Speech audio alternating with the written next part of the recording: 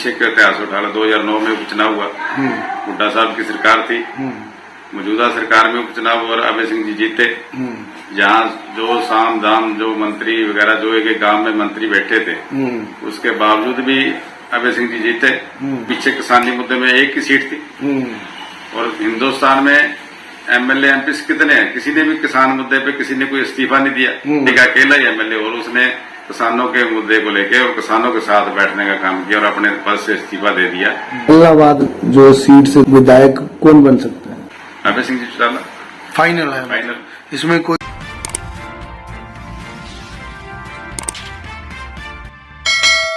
हमारे चैनल में आपका स्वागत है सर। स्वागत है जी आपका कृष्ण जी, आपका बहुत बहुत स्वागत।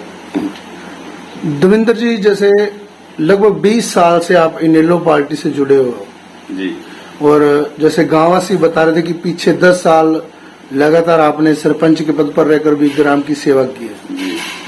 तो अगर जैसे इस हल्के में बात चौधरी अब्बा सिंह चौटाला की करते हैं जी, तो उसी तरह आपके जो गांव के अंदर आपका भी एक डंका गूंजता है।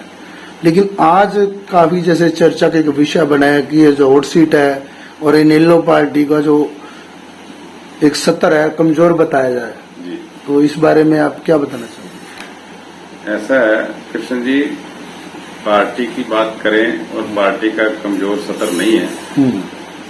इंडियन नेशनल लोकदल पार्टी के जो कार्यकर्ता जो एक बहुत ही मजबूत और जुझारू कार्यकर्ता हैं, लोगों के अंदर ये लोकसभा के इलेक्शन जो आया इसके लिए इससे ये लोग करते हैं कि कमजोर पड़ गया लोग। हाँ जी, जी। लेकिन लोकसभा का इलेक्शन और विधानसभा का इलेक्शन एक अलग मुद्दों पर लड़ा जाता है। जो लोकदल के हमारे मजबूत नेता, आपने विधानसभा में भी देखा होगा जी, यदि किसी कमजोर वर्ग की, किसान की और मुद्दों की कोई आवाज उठाता है तो वो अभय सिंह जी ही विधानसभा में गूंजते हैं। और दूसरी पार्टियां लगा लो, कांग्रेस के भी हैं 30 आदमी, वो चुप बैठे हैं क्योंकि बीजेपी और इनकी मिली भगत है।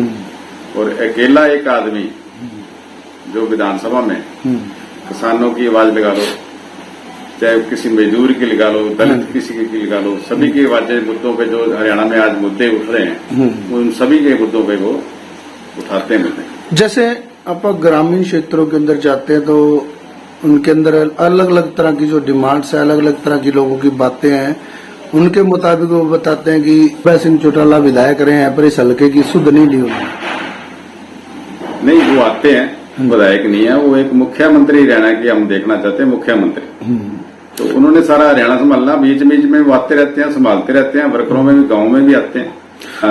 जो इलाहाबाद का क्षेत्र है इसमें अभय सिंह जी की बात करें तो अभय सिंह जी ने अपने एमएलए के कोटे से गांवों में ग्रांटें दी हुई हैं। जैसे पीछे इलाहाबाद शहर की बात कर लें, शहर में जनता कॉलेज बना हुआ है लड़कियों का, वहाँ उन्होंने बसें उपलब्ध करवाई। वहाँ उन्होंने उनकी जो गरीब बच्चियां उनकी फीसें जो हैं वो उन्होंने अपनी ग्रांटों से जेब से भरी हुई हैं, उनकी फीसें भी बच्ची पढ़ दें। और जो उनके पास जाता है वो सारी समस्या सुनते हैं और हल भी करवाते हैं उनका।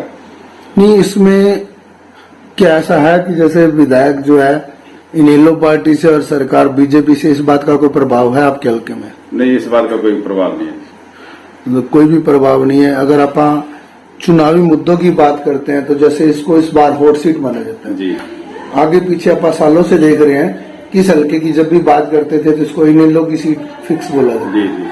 आज इस पे कहते हैं कि कई दिग्गज चेहरे आ सकते हैं, ये हॉट सीट बन सकती है जी। इनेलो की जो कंडीशन है नाजुक बताई जाती है, कहते हैं कि आपस की फूट के कारण इनेलो कमजोर है। ये इन बातों का क्या मतलब? नहीं, इन बातों में कोई असरदार बातें नहीं। आप पीछे का इतिहास उठा लो, 2009 में उपचुनाव हुआ, हुड्डा साहब की सरकार थी, मौजूदा सरकार में उपचुनाव और अभय सिंह जी जीते।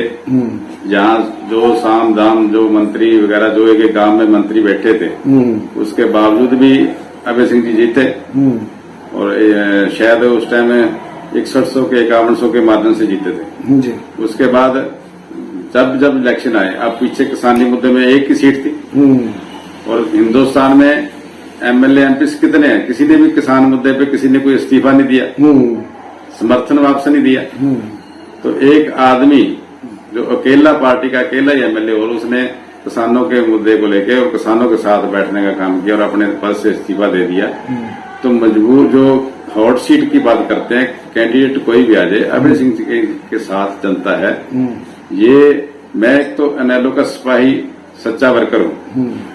आप इस बात से मैंने लेना भी मैं एनएलओ की बात है, एनएलओ की आम लोगों में जब जाओगे, बीच में जाओगे तो चाहे कुछ हो जाए, लास्ट में यही कहते हैं अभय सिंह ही हमारी आवाज उठाएगा। यदि इसको हम वोट नहीं करेंगे तो हमारी आवाज उठाने वाला ही नहीं रहेगा। नमस्कार दर्शकों, मैं कृष्ण डावर और आप देखना शुरू कर चुके हो सिरसा उदय न्यूज। तो आज हम यहाँ इनेलो पार्टी के लगभग 20 साल से जो वरिष्ठ कार्यकर्ता हैं देवेंद्र पाल सिंह जी, इनसे रूबरू होते हैं और जानकारी लेते हैं कि क्या कारण लग रहे हैं। जैसे लोग बता रहे हैं कि काफी जो दिग्गज इस मैदान में है और इनेलो की क्या कंडीशन है और बीजेपी की आप बारे बात करेंगे, और इसी तरह कांग्रेस के अंदर जो दिग्गज उतर रहे हैं और उनकी क्या कंडीशन है, इस बारे में पूरी जानकारी लेने के लिए आज हम वरिष्ठ इनेलो कार्यकर्ता के घर पहुंचे। बीजेपी और जो कांग्रेस है ना जी, ये तो एक ही पार्टी समझो। अब आप वो बात आपकी सही है, अभी कांग्रेस को चाहते हैं, दूसरे को चाहते हैं, लेकिन कैंडिडेट तो वही है ना। कैंडिडेट तो वही है, पार्टी भी वही है जिसे आप 10 साल पहले बुरा कह रहे थे। इसकी भी ये हालात है। अभी कांग्रेस में आप बताओ भी एक टिकट पे दावेदारी 20-20 आदमी है, तो मिलनी तो एक को ही है। यदि एक को मिलेगी बाकी दूसरे कहाँ जाएंगे। कांग्रेस की आपसी में फूट है, कांग्रेस भी कोई मजबूत नहीं है, यहाँ कोई कमजोरी नहीं है, यहाँ नेलो आज भी वैसा ही खड़ा जैसे पहले था। मतलब आपके अनुमान के मुताबिक इलाहाबाद विधायक जो सीट से दोबारा विधायक कौन बन सकता है? अभय सिंह जी पहली बात है। तो दर्शकों, ये थे सरदार देवेंद्र सिंह, वरिष्ठ कार्यकर्ता हैं, ये काफी सालों से जो इनेलो से जुड़े हुए हैं। इसी तरह फिर जानकारी के लिए नई पंचायत के अंदर नए मुद्दों से बात करेंगे। तब तक के लिए दीजिए इजाजत। धन्यवाद।